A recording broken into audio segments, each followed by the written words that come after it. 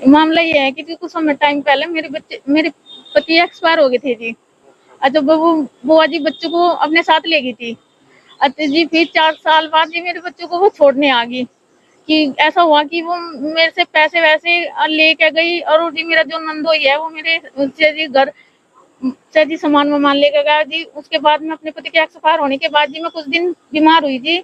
मैं जो ये एडवोकेट दिन इसके पास भी रही, जब मैं वहां पे नहीं थी तो जी मेरे से पीछे मेरा नंदोई भैंस, ट्रैक्टर, घर का जो सामान मतलब सतीर, हल, टीलर ये लेके चला गया।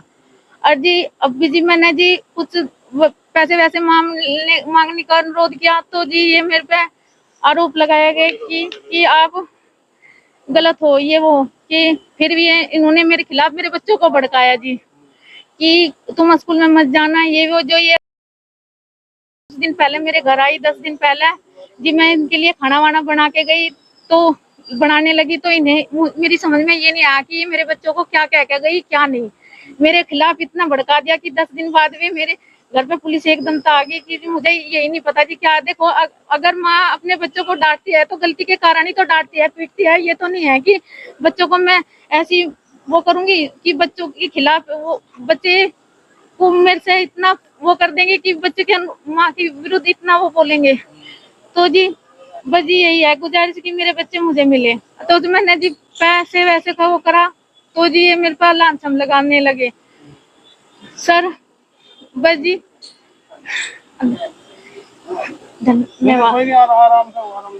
तो अब क्या किस तरह का वो कर रहे हैं? अब जी ये मेरे बच्चे चाइल्ड हाउस में भेज दिए गए, मुझे मिलने नहीं दिया गया जी। एक आध बार गई मेरे से बाद में जी ये मिलने भी इनको मिलाया गया। अब ये अनुरोध कर रहे हैं कि बच्चों को बुआ के पास ही भेजा जाए, माँ के पास मत भेजा जाए। मैं अपील करती हूँ कि मेरे साथ कोई नहीं है, मैं एक भी मानो या भी कैसे भी मानो, मैं एक औरत हूँ, अकेली हूँ, मेरे साथ कोई नहीं है। मतलब कि ये भी समझो कि समाज भी नहीं है। मैं एक अपने बच्चों के लिए ऐसे लड़ रही हूँ, अपने बच्चों के लिए भीख मांग रही हूँ, लेकिन मेरी ननद मेरे साथ ऐसा अत्याचार कर रही है कि मेरे खिलाफ मेरे बच्चों को भड़का रही है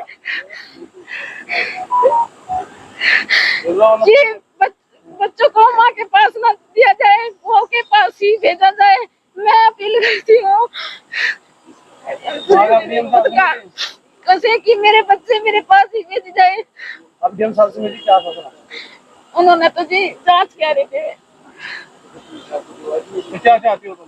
मैं चाहती हूँ कि मेरा सहारा मेरे बच्चे ही हैं, मेरे पास मेरे बच्चे भेजे जाए। मैं यही चाहती हूँ। आपके बच्चों की? जी आपके बच्चे, उनकी उम्र कितनी है? लड़की 13 साल की है जी, लड़का 10 साल का। लेकिन उन पर इतना दबाव बना जा रहा है कि जैसे किस चीज का दबाव है?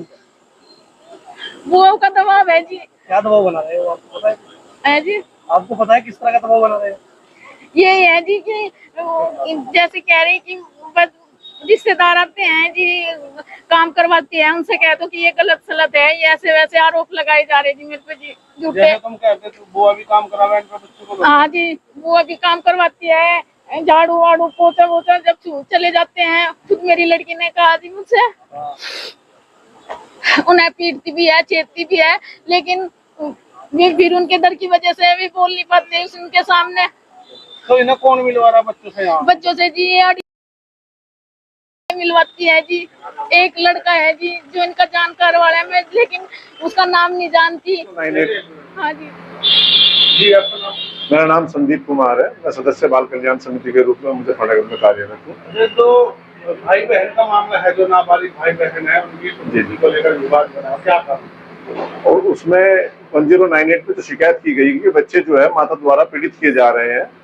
तो उस संबंध में चाइल्ड लाइन की टीम बच्चों के घर गई और बच्चों को रेस्क्यू करके वन स्टॉप सेंटर में या चाइल्ड लाइन में रखा गया। उसके बाद बाल कल्याण समिति के समक्ष प्रस्तुत करा गया।